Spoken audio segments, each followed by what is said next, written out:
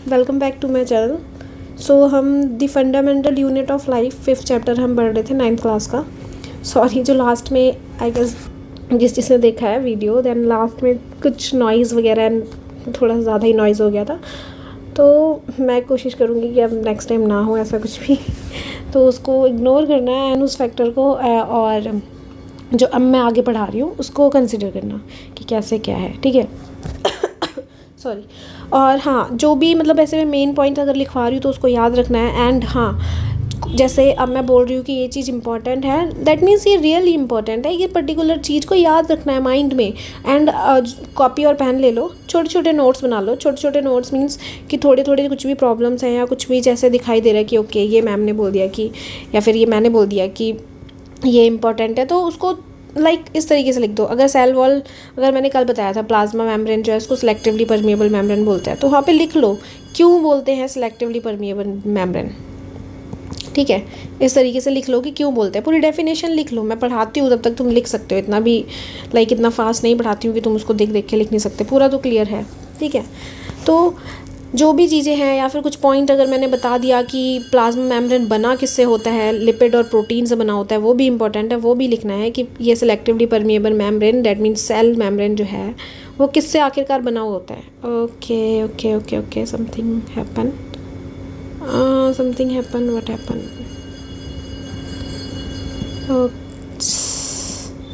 I don't know यार, अब तक मैंने इसको समझा नहीं है अच्छे से।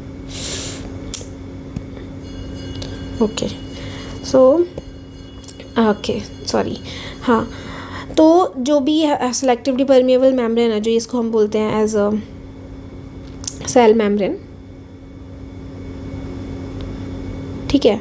तो ये किससे बना हुआ होता है ये पता होना चाहिए। इस तरीके से लिख लो कि ये जो है लिपिड एंड प्रोटीन ये बनाता है। ऑस्मोसिस का क्या प्रोसेस है, ऑस्मोसिस कैसे होता है, हाइपो किसको बोल देंगे, सॉइलिंग कब होती है, हाइपर कौन सा होता है, आइसो कौन सा होता है, सब इम्पॉर्टेंट है इस चैप्टर में। कहीं से भी ऐसे खोद के क्वेश्चन पूछ लेंगे, फिर मत बोलना कि ओके ये तो मुझे आ ही नहीं रहा है कैसे करना था, ठीक है। चलो अब स्टार्ट करते हैं। Cell wall, the plant cell, जो प्लांट सेल होता है इन द एडिशन। अब देखो हमने ये पढ़ा था कि जो सेल वॉल होता है ऐसे सेल बना हुआ है, इसका जो ये वाला पार्ट है इसको हम बोल देते हैं क्या, सेल मेम्ब्रेन। अब प्लांट में होता है कि इसके एक और अपर में यहाँ पे ऐसे करके सेल वॉल्स होती है, मतलब एक और लेयर आ जाती है, आउटर लेयर आ जाती है प्लाज्मा मेम्ब्रेन के बाद।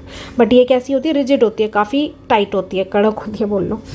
तो plant cell in addition to plasma membrane have another rigid outer covering is called cell wall. तो ये याद होना चाहिए what is cell wall. Plant cell के अंदर, ये सिर्फ किसके अंदर होता है, प्लांट सेल के अंदर, in the addition to the plasma membrane को छोड़ के उसके एक और एडिशन में आता है, एक और वॉल आती है, उसको हम बोलते हैं सेल वॉल, जो कि रिजिड होती है और आउटर कवर करती है, उसको हम सेल वॉल बोलते हैं। The cell wall lie outside the plasma membrane, plasma membrane के बाहर आता है, ठीक है। The plant cell wall is mainly composed of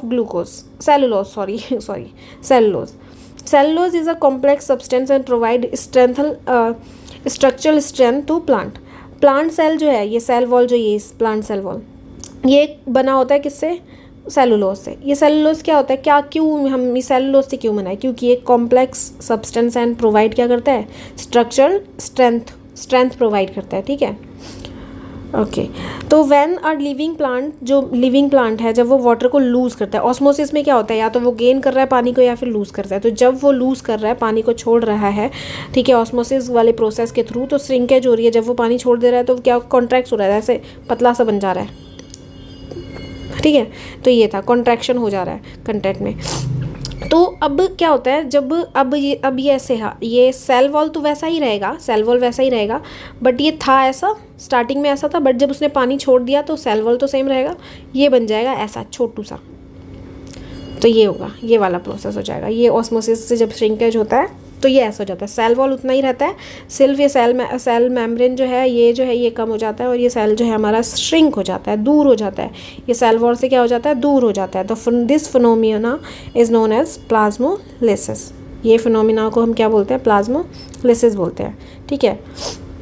we can observe this phenomenon by the performing following activity. कुछ ये एक्टिविटी है उसके थ्रू बताया गया है कि कैसे हमने इसको कंसिडर किया है, कैसे पता किया हमने, ठीक है। तो बोला हुआ है माइंड के लीफ लिया है इन्होंने, एग्जामिन किया है उसको हाई पावर माइक्रोस्कोप में, और ग्रीन ग्रेन्यूल्स छोटे छोटे थे, उसको क्लोरोप्लास्ट कहा इन्होंने। They contain a leaf substance chlorophyll and put उसने स्ट्रॉन्ग सॉल्यूशन। ओके, समझ लो एक लीफ लिया इन्होंने, ठीक है, उसको एग्जामिन किया, लीफ लेकर एग्जामिन किया, माइक्रोस्कोप में एग्जामिन किया, और उन्होंने क्या नोट किया कि उस प्लांट के अंदर उसको ग्रीन ग्रीन ग्रेन्यूल्स ऐसे गोल गोल से ग्रीन ग्रीन कलर के दिखाई दे रहे हैं। तो उसको वो जो ग्रीन ग्रीन है वो क्या है, क्लोरोप्लास्ट है, ठीक है।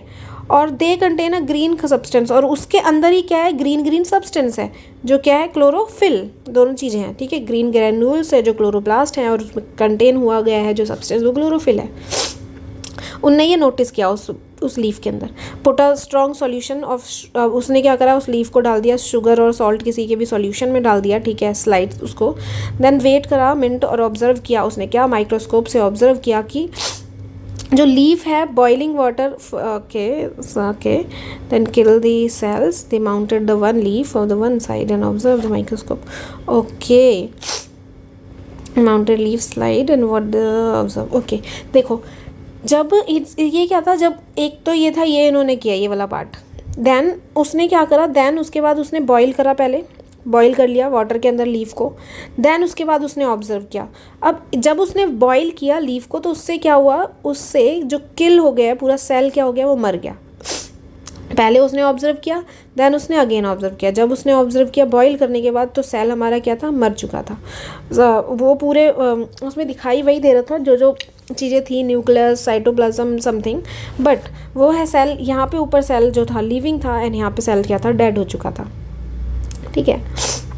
एंड नेक्स्ट है आगे, when we interfere from this activity it is appear that only living cells and not dead cell absorb। Okay, अब क्या था, हमने ये देखा कि दोनों में प्रोसेस में क्या हुआ, हमें दिखाई दे रहा है कि अब जब हमें ये समझ आया कि जो हमारा जो लिविंग सेल है वो ऑस्मोसिस का प्रोसेस करेगा, लेकिन जो डेड सेल है वो ऑस्मोसिस का प्रोसेस नहीं करेगा, वो नहीं ऑब्जॉर्ब करेगा अपने अंदर, वो ऑब्जॉर्बन नहीं करेगा, वो प्रोसेस नहीं करेगा, समझ आया। तो लिविंग सेल जो है ऑस्मोसिस का प्रोसेस करेगा, डेड नहीं।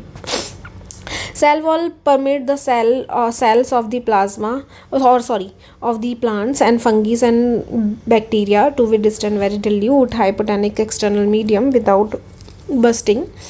Okay, इसमें क्या होता है, इसमें होता है इसलिए ये बोल रहा है कि सेल जो है रोकता है, सेल को, किसको रोकता है, सेल को रोकता है। जब कब की बात कर रहा है वो, सेल को या फंगी को या बैक्टीरिया को, ये सेल वॉल जो है ये रोक के रखता है। किसको रोक के रखता है, ये सेल को रोक के रखता है। जब ये जो अभी तो इसने क्या करा, ये लूज़ करा इसलिए ये श्रिंक हो गया, लेकिन जब ये पानी और ले लेता है तो ये बिल्कुल सेल वॉल जो है वहाँ तक ऐसे आ जाता है, बिल्कुल सेल वॉल जो है यहाँ तक आ जाता है। तो ये सेल मेम्ब्रेन बिल्कुल यहाँ तक पहुँच जाती है। तो सेल वॉल उसको क्या करके रखता है, परमिट करके रखता है, ताकि वो बस्ट ना कर जाए, स्वेल होने से क्या ना हो जाए। हाइपोटोनिक पड़ा है ना, हाइपो स्वेल हो जाता है, मोटा हो जाता है, तो ये मोटा होकर बिल्कुल फट ना जाए। तो ये वाला प्रोसेस में ये इसको परमिट करता है, लाइक देखता है कि ना फट जाए सेल वॉल, उसको इसलिए रिजिड है।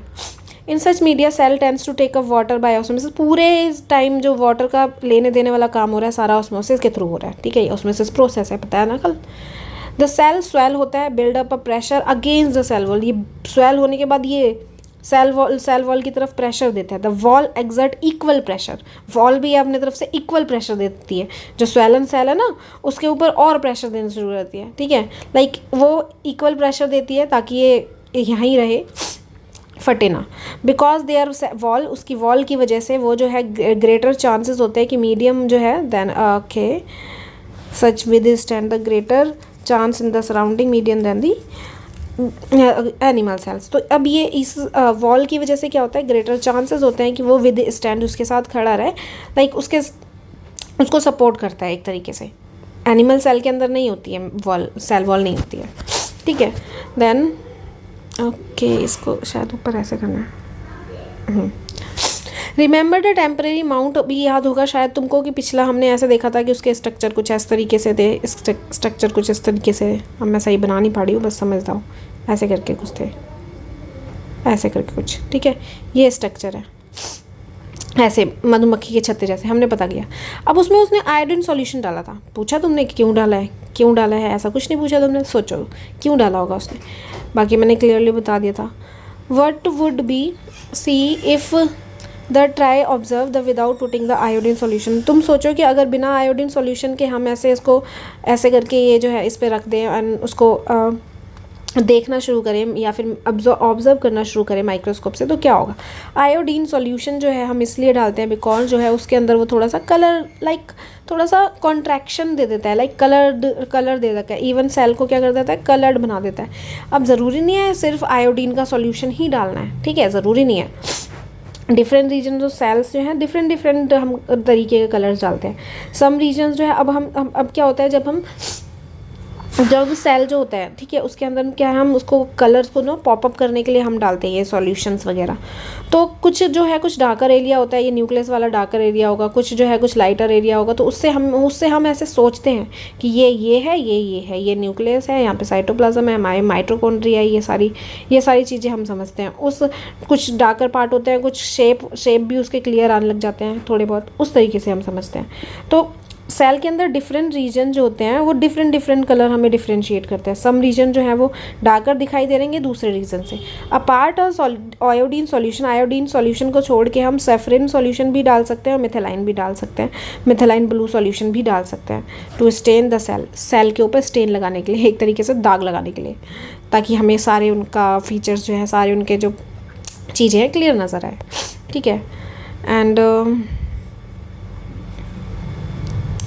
ये चिक वाला बताया, मतलब जो हमारा ये जो चिक होता है, गाल होता है, इसके अंदर से हमने वो पीस निकाला एंड उसको ऑब्जर्व किया। सेम ग्लास स्लाइड पे हमने डाला, उसके अंदर बोला हुआ है कि हमने मटेरियल लिया, देन उसके बाद ट्रांसफ़र करा हमने उस वही ग्लास पे, इस पे ट्रांसफ़र करा, सॉल्यूशन डाला हमने, मिथाइल ब्लू सॉल्यूशन बोला है इसने डालने के लिए, वो सॉल्यूशन डाला एंड रेडी हो गया। अब इसको ऑब्जर्व करेंगे हम। जब तुमने ऑब्जर्व किया क्या दिखाई दे रहा है तुमको, ऐसा ही पूछ रहे हैं। डार्क दिखाई दे रहा है, कुछ शेप जो है ओवल दिखाई दे रहा है, इस तरीके की क्या चीज़ है, कैसा स्ट्रक्चर, क्या तुम्हें इसके अंदर न्यूक्लियस दिखाई दे रहा है। हमने देखो पहले तो एक लिया अनियन वाला, अब हम ले रहे हैं चिक का ले रहे हैं, ठीक है, इधर से ले रहे हैं। तो क्या तुम्हें इसके अंदर सेम मटेरियल्स दिखाई दे रहे हैं, क्या इसके अंदर तुम्हें सेल मेम्ब्रेन दिखाई दे रहा है, क्या तुम्हें इसके अंदर न्यूक्लियस दिखाई दे रहा है, ऐसा है तो बताओ। तो हाँ, जो न्यूक्लियस है हैज़ डबल लेयर कवरिंग, अब हमें दिखाई दे रहे हैं, दोनों के पास न्यूक्लियस है, और जो न्यूक्लियस है उसके पास double layer covering nuclear membrane है। अब ये जो न्यूक्लियस है ना, इसके पास भी एक और कवरिंग लेयर है जिसको हम क्या बोल देते हैं, न्यूक्लियर मेम्ब्रेन। क्यों बोल देते हैं, न्यूक्लियर मेम्ब्रेन बोल देते हैं, ठीक है, न्यूक्लियर मेम्ब्रेन बोलते हैं इसको।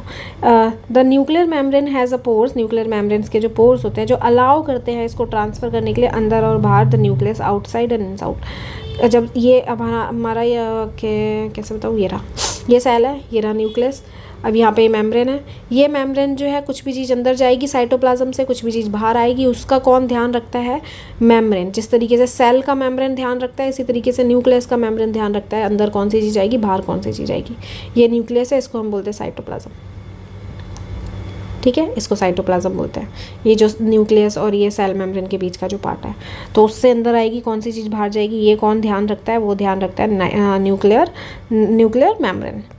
Nucleus contain a chromosome, nucleus के अंदर क्या होता है, क्रोमोसोम्स होते हैं। क्या होते हैं, क्रोमोसोम्स होते हैं, एंड जो कि विजिबल होते हैं, कैसे दिखाई देते हैं हमको, रोड लाइक स्ट्रक्चर दिखाई देते हैं जब भी डिवाइड होने वाला होता है, जब भी सेल जो है अभी बताया था मैंने, अपने जैसा एक और सेल बना लेगा, एक और अपने जैसा, फिर वो अपने जैसा, फिर वो अपने जैसा, स्ट्रक्चर बनते रहते हैं, ऐसे बहुत सारे बन जाएंगे और एक बॉडी बन के शुरू हो जाएगी, यही होता है। तो वो जब डिवाइड होता है, अपने जैसा डिवाइड करेगा ना, फिर जब अपने जैसा डिवाइड करता है तो ये कैसा स्ट्रक्चर दिखाई देता है हमको, रॉड शेप्ड स्ट्रक्चर दिखाई देता है। ओनली सिर्फ तभी दिखाई देगा जब वो डिवाइड हो रहा होगा। क्रोमोसोम्स जो हैं उसके अंदर क्या होता है, जब हमें समझ आ गया जब डिवाइड होगा तब वो डिवाइड हो जाएगा और दिख जाएगा कि ये बट रहा है, लेकिन उसके अंदर आखिरकार होता क्या है, उसके अंदर इनहेरिटेंस ऑफ कैरेक्टर्स होते हैं। जैसे पेरेंट्स के कैरेक्टर जो है, ये पेरेंट्स हैं, ये पेरेंट्स के कैरेक्टर सेम बनाने के लिए सेम दिखने चाहिए ना, तो ये सेम बनाने के लिए कि उसके कुछ, अब ये सेम कैसे बन गया, इसके कुछ कैरेक्टर यहाँ पे गए हैं, कैसे गए हैं, इसके कुछ कैरेक्टर यहाँ पे गए हैं, कैसे चले गए, कैसे गए हैं, पेरेंट्स से नेक्स्ट जनरेशन में गया, किस फॉर्म में गया, डीएनए के फॉर्म में, डाईऑक्सी राइबो न्यूक्लिक एसिड, इस मॉलिक्यूल्स में।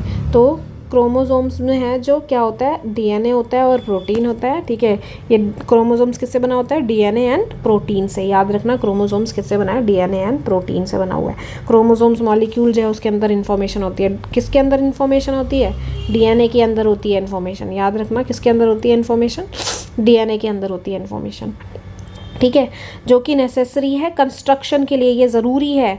ये किस लिए ज़रूरी है, ये ज़रूरी है कंस्ट्रक्शन के लिए। लाइक अगर इन्फॉर्मेशन नहीं जाएगी तो फिर जो सेल है वो किस तरीके का बनेगा। अगर इन्फॉर्मेशन नहीं जाएगी तो पेरेंट्स जैसा बनेगा क्या, नहीं बनेगा ना।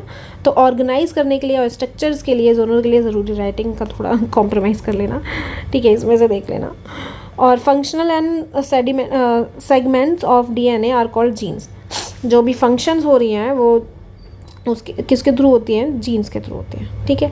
इन the cells which not dividing, जो सेल डिवाइड नहीं हो रहा, this DNA is present as the part of. जब डिवाइड नहीं होता है, जब डिवाइड हो रहा है तब तो क्रोमोसोम्स, जब डिवाइड हो रहा है तब तो क्रोमोसोम्स। उस क्रोमोसोम्स के अंदर क्या है, डीएनए। जब वो डिवाइड नहीं होता है तब किस तरीके का हमें दिखाई देता है, हमें सिर्फ तभी दिखाई देता है क्रोमोसोम जब ही डिवाइड होता है, हमने ये पढ़ा। तो जब नहीं डिवाइड होता तो किस फॉर्म में हमें दिखाई देता, DNA is present as part of chromatin material.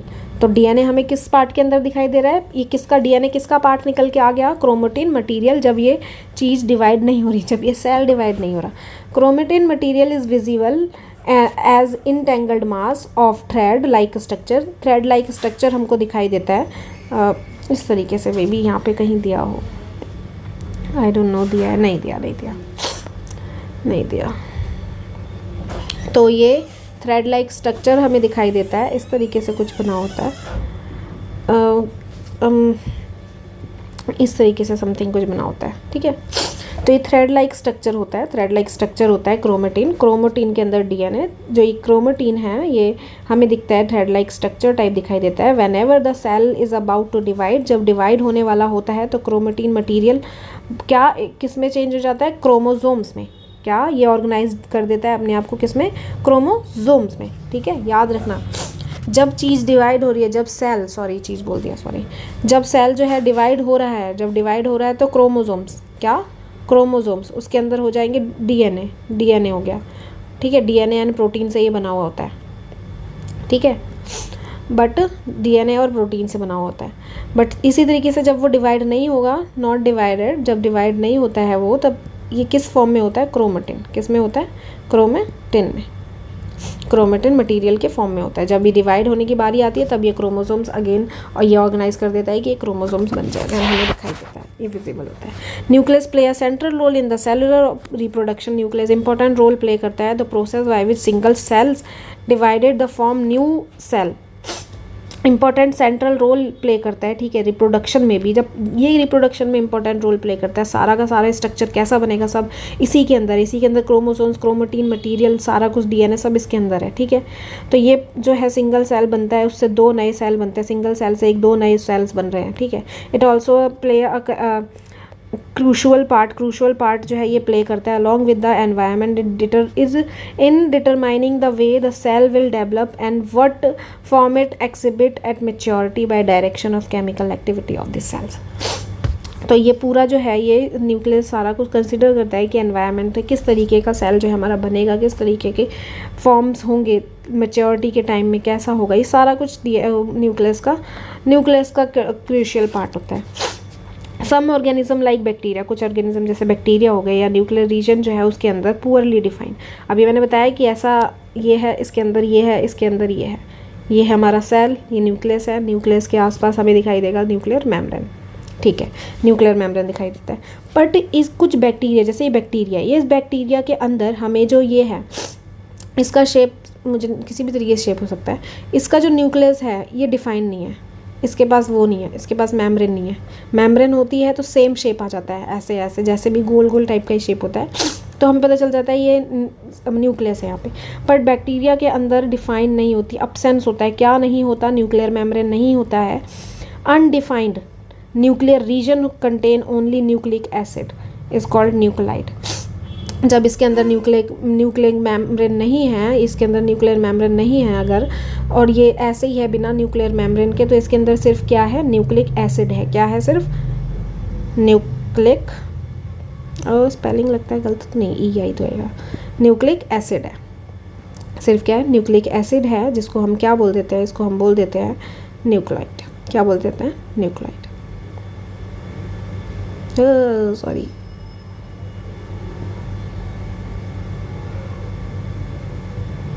ठीक है। स्पेलिंग, ओ सॉरी, थोड़ा राइटिंग में तो मेरे को आ जाती है थोड़ी प्रॉब्लम, अभी मैं न्यू अडेप्ट कर रही हूँ, ठीक है।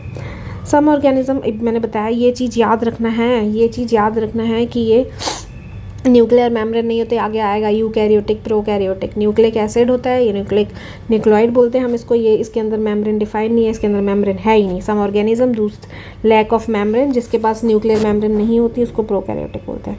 जिसके पास न्यूक्लियर मेम्ब्रेन नहीं होती उसको प्रोकैरियोटिक बोलते हैं। नो न्यूक्लियर मेम्ब्रेन,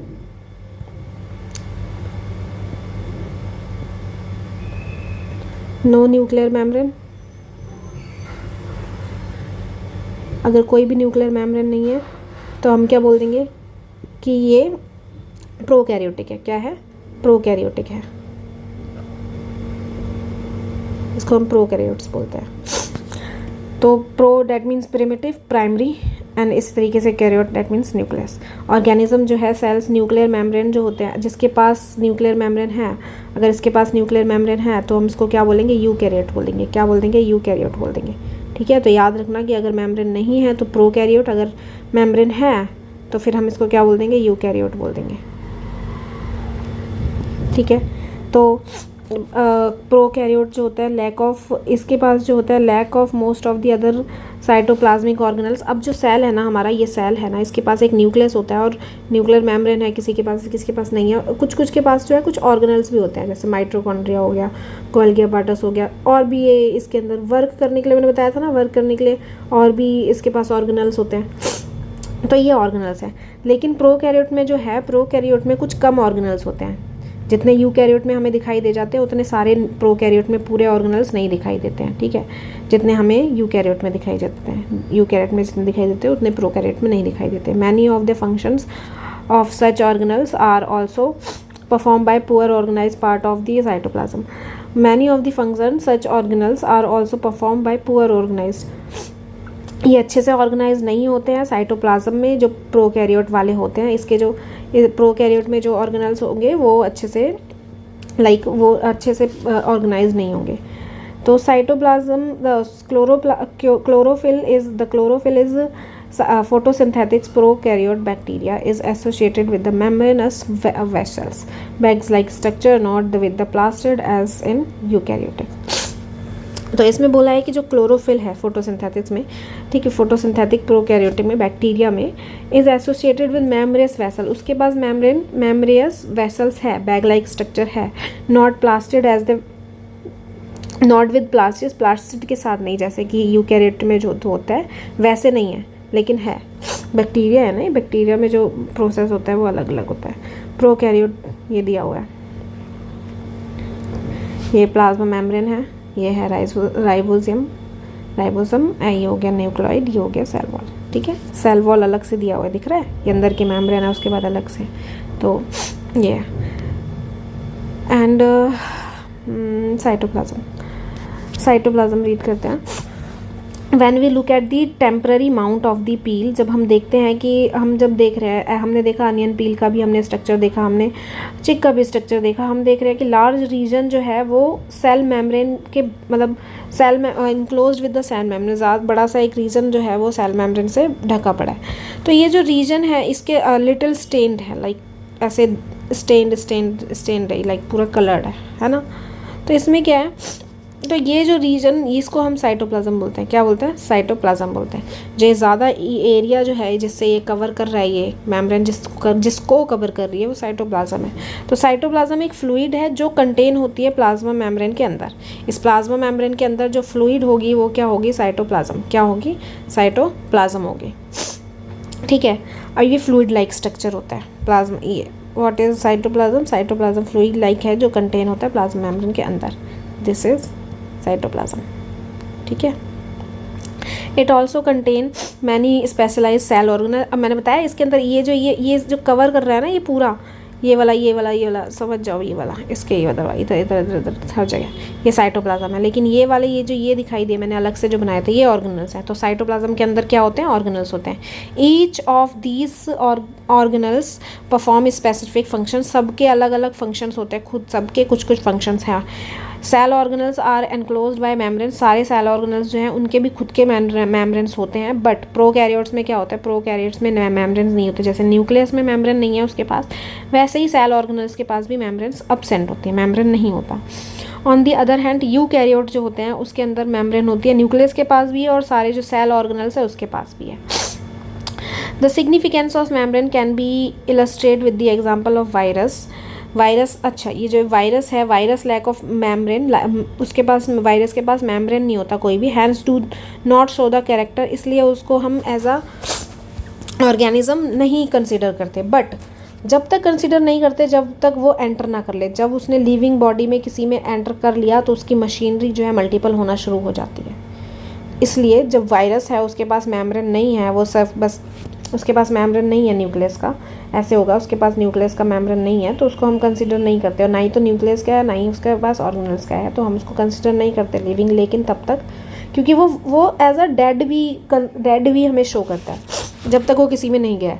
जब वो किसी लिविंग सेल में चला जाएगा तो वो अपना प्रोसेस अगेन स्टार्ट कर देगा, जो सेल का प्रोसेस होता है, जो भी सेल का फंक्शन है वो अपने फंक्शन स्टार्ट करना शुरू कर देगा। ठीक है, अब हम पढ़ते हैं सेल ऑर्गेनल्स होते क्या हैं। Cell organelles, every cell has a membrane, हर सेल के पास मेम्ब्रेन होती है। ठीक है, around the keep their own content separate, and बाहर के एनवायरनमेंट से हटाने के लिए अपना खुद का एक मेम्ब्रेन बनाते हैं, खुद को अलग रखते हैं। ठीक है, तो ये होता है। Large and complex cell include cell from the multicellular organism need a lots of chemical activity to support their complicated structure and function। अब देखो इतना बड़ा ये इतना बड़ा सेल है तो छोटा सा ही, बट स्टिल काफ़ी चीज़ें हैं उसके अंदर। ये न्यूक्लियस के मेम्ब्रेन हो गया, ये सेल है, ये सेल का मेम्ब्रेन हो गया, इसके अंदर ऑर्गेनल्स हैं। अब इसके बहुत सारे काम हैं, सेल के बहुत सारे काम हैं। अब सारे काम को करने के लिए अब वो अकेला नहीं करता है, इसके पास ऑर्गेनल्स होते हैं, वो उनसे करवाता है। तो लार्ज और कॉम्प्लेक्स सेल है जो उसके अंदर मल्टी सेलुलर ऑर्गेनिज्म के अंदर काफ़ी सपोर्ट करता है, फंक्शंस को सपोर्ट करता है, स्ट्रक्चर को सपोर्ट करता है organelles. To keep the activity different kind of separate to each other, हर एक एक्टिविटी को क्या रखा जाए? सेपरेट रखा जाए एक दूसरे से। इसलिए जो सेल है वो यूज़ करता है membrane bounded little structure like organelles within themselves. सब सेल के अंदर कुछ जो है ऑर्गेनल्स होते हैं जो उनको सेपरेट डिवाइडेड होते हैं, सबका काम अलग अलग डिफाइन होता है। वो लाइक सारा फंक्शंस को डिफाइन एंड सेपरेट करके रखता है। This is one of the features of eukaryotic cell that distinguish them from prokaryotic। अब देखो इसके पास मेम्ब्रेन है, क्या है? मेम्ब्रेन है। अब जो ये सेल जो है यूज़ करता है मेम्ब्रेन बाउंड लिटिल स्ट्रक्चर, ये लाइक जो भी छोटे छोटे जो ऑर्गेनल्स होंगे इन पे सब में मेम्ब्रेन होता है। तो यही डिफरेंस है यूकैरियोट सेल में, यही डिफरेंस है, यही इसको अलग करता है कि यूकैरियोट में जो है इसके पास मेम्ब्रेन होता है। क्या होता है? इसके पास मेम्ब्रेन होता है, लेकिन प्रोकैरियोट में नो मेम्ब्रेन, कोई मेम्ब्रेन नहीं होता किसी के पास, ना ऑर्गेनल्स के ना न्यूक्लियस के। सेल मेम्ब्रेन होगा बट वो नहीं। Some of these organelles are visible only with in the electron. ये हमें जो ऑर्गेनल्स हैं, ऑब्वियसली सेल ही हमें नहीं नज़र आएगा तो कैसे विजिबल होगा हमको उसके ऑर्गेनल्स, उसके अंदर की चीज़ें। We have talk about the nucleus in this previous section, पहले के सेक्शन में हमने पढ़ा न्यूक्लियस के बारे में। ठीक है, सम इंपॉर्टेंट एग्जांपल्स भी सेल ऑर्गेनल्स के बारे में विच वी डिस्कस नाउ। अब हम पढ़ेंगे क्या है इसके अंदर, सेल के अंदर क्या क्या चीज़ें। न्यूक्लियस तो पढ़ लिया हमने सेल के अंदर का, अब हम पढ़ेंगे कि और नई क्या चीज़ें। एक होता है endoplasmic reticulum, Golgi apparatus, lysosomes, mitochondria, plastid. ठीक है, दे आर इंपॉर्टेंट। ये मतलब और भी होते हैं but they are important because they carry out the crucial function in cell. याद रखना एंडोप्लाज्मिक, ये जो है ना, ये जो कंसिडर है, इनको अच्छे से डिफाइन करना, अच्छे से इसके कुछ पॉइंट्स है जो तुम्हें समझ आ रहे हैं उनको लिखना, नोट करना है कॉपी में, ताकि जब भी हम पढ़े या तुम पढ़ो तो तुम्हें क्लियरली रहे कि हाँ ओके ये चीज़ें थी, ये चीज़ें हैं। ठीक है, एंडोप्लाज्मिक रेटिकुलम क्या है? Endoplasmic reticulum is a large network of membrane bounded tubes and sheets.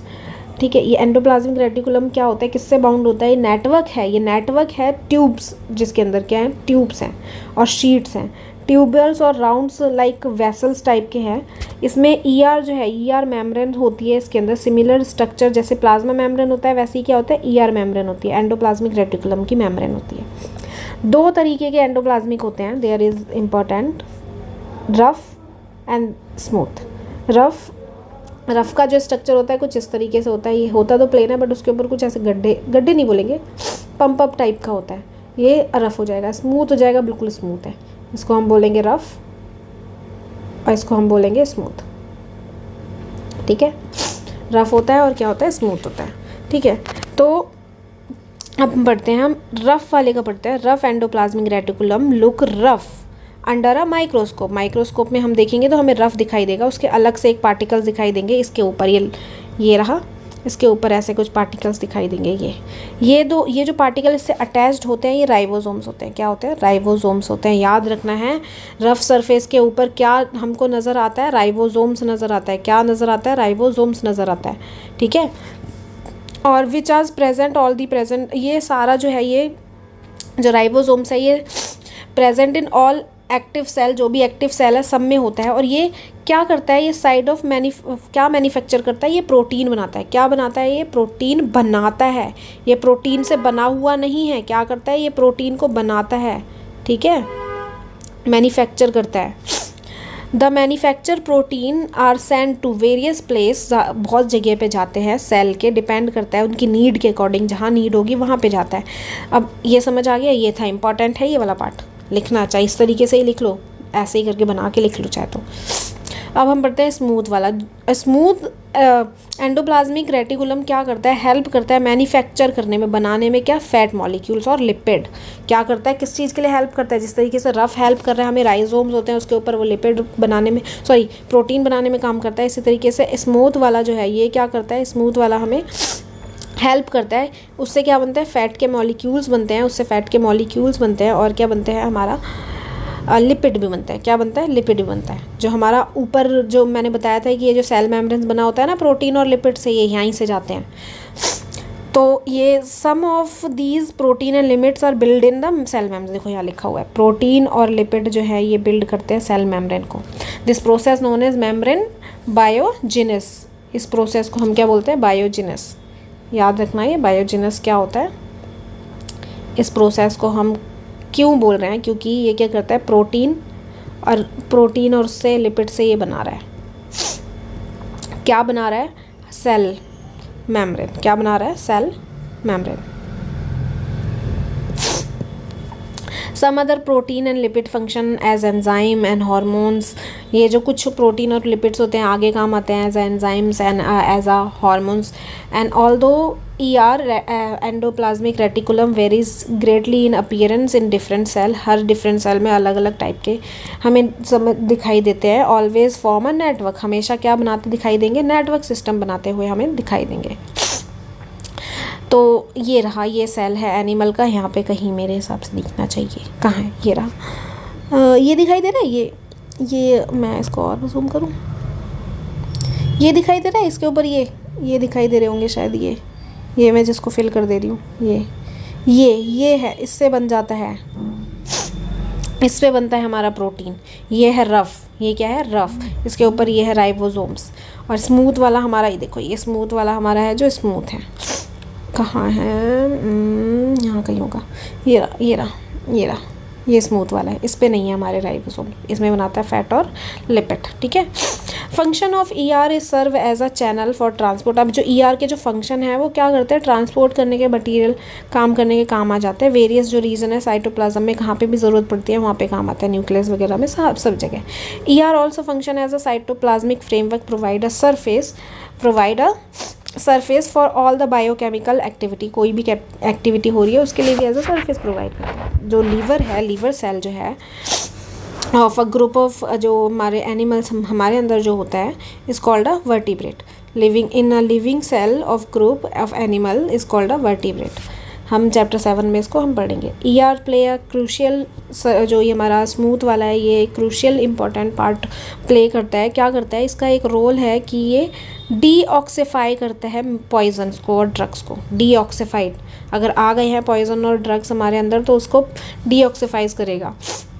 एक फैलने नहीं देगा जहर वगैरह को, ठीक है। ये प्लांट का है स्ट्रक्चर, सेम होता है काफ़ी कुछ, ठीक है। सारी चीज़ें मैक्सिमम तुम्हें सेम सेम दिखाई दे जाएंगी। आई गेस ज़्यादा बच गया है चैप्टर, अगर मैंने अभी पढ़ाया तो बहुत ज़्यादा लंबा हो जाएगा लेक्चर। तो तुम देखो, अगर तुम्हें ऐसा लग रहा है बहुत ज़्यादा लंबा खिंच रहा है तो तुम इसको ना 1.5 स्पीड में देख लेना, 1.5 स्पीड में आई गेस सही रहेगा, ठीक है। ज़्यादा स्पीड मत करना कि समझ ही ना आए, अपने अकॉर्डिंग रखना। अगर धीरे धीरे समझ आ रही है चीज़ों को तो उस तरीके से समझो। और मैं सिर्फ ये दो भी नहीं, एक और आधा पेज रह गया है, इसको मैं फिर कल कराती हूँ, फिर फालतू में लंबा हो जाएगा सेशन, ठीक है। और अगर जो भी चीज़, और मैं ये जो आज का जो मैंने ये बनाया है ये पूरा, इसको मैं उसमें तुम्हें सेंड कर दूँगी, इसको मैं सेंड कर दूँगी तुम्हें डिस्क्रिप्शन में, उसको मैं पोस्ट कर दूँगी। लेकिन अभी नहीं पोस्ट करूँगी, एक साथ में लास्ट वाले जो सेशन होगा, लास्ट वाली जो क्लास होगी उसमें मैं इसको ऐड कर दूँगी, ठीक है, उसमें ऐड कर दूँगी मैं इसको। सो अगर समझ आ रहा है सारा कुछ और अच्छे से तुम्हें क्लियर हो रही हैं चीज़ें, तो नोट्स बनाओ और सब्सक्राइब करो एंड लाइक करो, ठीक है। Okay, thank you. If you like, so please go and subscribe. Okay, bye, thank you.